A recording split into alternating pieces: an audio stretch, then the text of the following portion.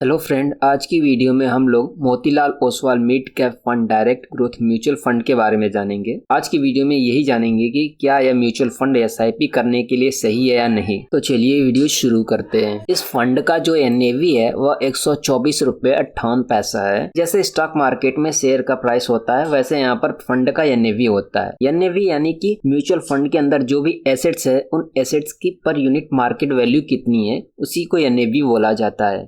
NAV का full form होता है नेट एसेट्स वैल्यू। अब हम लोग इस फंड के ओवरव्यू को देखते हैं। इसकी रेटिंग की बात की जाए तो इस फंड का जो रेटिंग है वो 5 है और इस फंड का एक्सपेंस रेशियो 0.57% है। यह जो एक्सपेंस रेशियो है यह आपके फंड को मैनेज करने के लिए चार्जेस के रूप में हर साल लिया जाता है। यह एक्सपेंस रेशियो जितना कम रहेगा उतना ही अच्छा रहेगा इन्वेस्टर्स के लिए। एक्टिवली मैनेज्ड म्यूचुअल फंड का जो एक्सपेंस रेशियो होना चाहिए वह हमेशा 0.5% टू 0.75% के बीच में या मैक्स टू मैक्स 1% से कम होना चाहिए। अगर इस टाइप के फंड का एक्सपेंस रेशियो 1% से अधिक है तो उसे हाई एक्सपेंस रेशियो वाला म्यूचुअल फंड माना जाएगा। या ऐसे बोल सकते हो यह म्यूचुअल फंड अधिक फीस चार्ज कर रहा है। और इस फंड का जो एग्जिट लोड है वो 1% है, यानी कि अगर आप अपने द्वारा इन्वेस्ट किए गए पैसे को 1 साल से पहले निकालते हो या रिडीम करते हो तो आपको अपने फंड का 1% अमाउंट चार्ज के रूप में पे करना पड़ेगा। और इसका AUM यानी कि एसेट्स अंडर मैनेजमेंट 20,056 करोड़ है। AUM को फंड साइज भी बोलते हैं। AUM का मतलब होता है कि इस फंड के पास कितने पैसे पड़े हैं या यह फंड कितना पैसा मैनेज कर रही है, इसी को AUM बोलते हैं। और इस फंड का कोई भी लॉक इन पीरियड नहीं है, यानी कि आप जब चाहे तब इस म्यूचुअल फंड को सेल कर सकते हो। कुछ म्यूचुअल फंड में 3 साल का या 5 साल का लॉक इन पीरियड देखने को मिलता है, यानी कि आप 3 साल तक उस म्यूचुअल फंड को सेल नहीं कर सकते हो। लेकिन इस म्यूचुअल फंड में ऐसा नहीं है, आप जब चाहे तब सेल कर सकते हो। और यह फंड 10 साल 10 मंथ पुराना है, यानी कि यह फंड 3 फरवरी 2024 को लॉन्च हुआ था। और इस फंड का benchmark Nifty mid cap 150 TRI है। बेंचमार्क यानी कि इंडेक्स जिसके अगेंस्ट किसी भी म्यूचुअल फंड के परफॉर्मेंस को मेजर किया जाता है। अगर कोई म्यूचुअल फंड अपने इस बेंचमार्क को बीट कर देता है, यानी कि वो म्यूचुअल फंड एक्टिवली ज्यादा अच्छे से मैनेज हो रहा है, उसकी परफॉर्मेंस अच्छी है। और इस म्यूचुअल फंड में आप मिनिमम 500 रुपए से SIP कर सकते हो, वहीं पर लमसम 1000 से कर सकते हो। लमसम में आप एक ही बार में सारा अमाउंट इन्वेस्ट कर सकते हो, जबकि SIP में आप मंथली करके इन्वेस्ट कर सकते हो। और इस फंड का रिस्क फैक्टर हाई है। अगर आप शॉर्ट टर्म के लिए इस म्यूचुअल फंड में इन्वेस्ट करते हो तो रिस्क ज्यादा रहेगा। यह लॉन्ग टर्म के लिए म्यूचुअल फंड है। अब हम लोग इस म्यूचुअल फंड के ट्रेलिंग रिटर्न को देखते हैं। यह म्यूचुअल फंड पिछले 1 सालों में 61.19% का जबरदस्त रिटर्न दिया है। वहीं पर इस कैटेगरी के 1 साल का एवरेज रिटर्न 35.58% है, यानी कि यह म्यूचुअल फंड अपने कैटेगरी फंड से अधिक रिटर्न दिया है। इस म्यूचुअल फंड के लिए कैटेगरी एवरेज मींस यह होगा कि मिड कैप कैटेगरी के जितने भी म्यूचुअल फंड हैं उनका जो एवरेज रिटर्न है उसी को कैटेगरी का एवरेज रिटर्न बोलते हैं। हम लोग को किसी भी म्यूचुअल फंड का रिटर्न केवल 1 साल तक का नहीं देखना चाहिए, 1 साल से लेकर के 10 सालों तक का रिटर्न देखना चाहिए। और इस म्यूचुअल फंड का 3 सालों का रिटर्न 36.45% है, जो कि बहुत ही अच्छा है। और वहीं पर 3 साल के रिटर्न पे भी अपने कैटेगरी के एवरेज रिटर्न 23.63% से अधिक है। और इस म्यूचुअल फंड का 10 ईयर का रिटर्न 21.97% है, जो कि अपने कैटेगरी के एवरेज रिटर्न से अधिक है। और यह म्यूचुअल फंड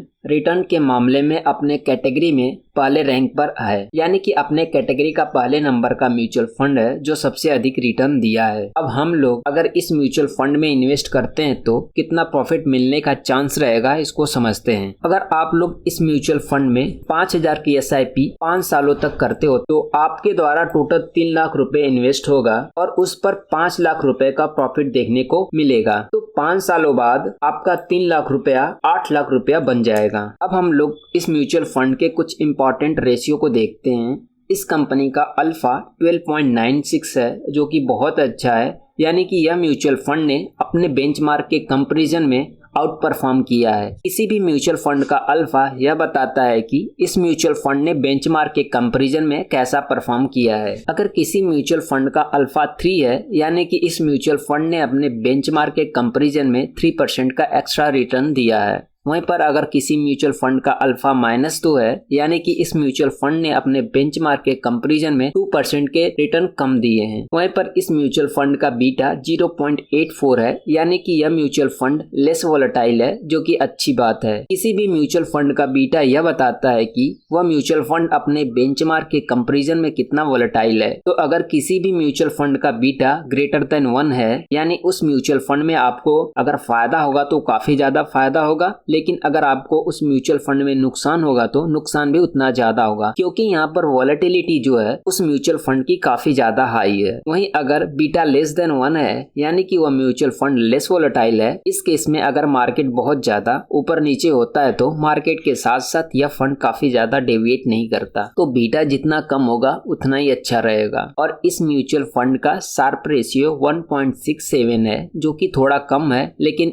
इतना डिसेंट है। शार्प रेशियो से हमें यह पता चलता है कि पर यूनिट कितना रिस्क लिया गया है रिटर्न जनरेट करने के लिए। किसी भी म्यूचुअल फंड का शार्प रेशियो जितना अधिक रहेगा उतना ही अच्छा रहेगा। और इस म्यूचुअल फंड का सॉर्टिनो रेशियो 3.09 है। किसी भी म्यूचुअल फंड का जितना अधिक सॉर्टिनो रेशियो रहेगा उतना ही अच्छा इन्वेस्टमेंट माना जाता है। अगर किसी भी म्यूचुअल फंड का सॉर्टिनो रेशियो अगर 2 से अधिक है तो उसे अच्छा माना जाता है। और इस म्यूचुअल फंड का स्टैंडर्ड डेविएशन 15.46 है, यानी कि इस म्यूचुअल फंड का रिटर्न ज्यादा वोलेटाइल है। स्टैंडर्ड डेविएशन यह दिखाता है कि एक म्यूचुअल फंड का रिटर्न अपने एवरेज रिटर्न से कितना चेंज होता है। यह पैरामीटर उस म्यूचुअल फंड के रिस्क और वोलेटिलिटी को दिखाता है। एक बात याद रखना कि किसी भी म्यूचुअल फंड का स्टैंडर्ड डेविएशन जितना कम रहेगा, इसका मतलब कि वह म्यूचुअल फंड कंसिस्टेंटली रिटर्न दे रहा है। जैसे मान लो कोई एक म्यूचुअल फंड है जिसका स्टैंडर्ड डेविएशन बहुत ज्यादा है, इसका मतलब कि वह म्यूचुअल फंड किसी एक साल बहुत अच्छा रिटर्न देता है और अगले ही साल बहुत बेकार रिटर्न देता है। इसलिए किसी भी म्यूचुअल फंड का स्टैंडर्ड डेविएशन कम होना चाहिए। और इस फंड का पीई रेशियो बहुत ज्यादा हाई है, जो कि 71.65 है, यानी कि यह फंड अभी ओवर वैल्यूड है। अब हम लोग इस म्यूचुअल फंड के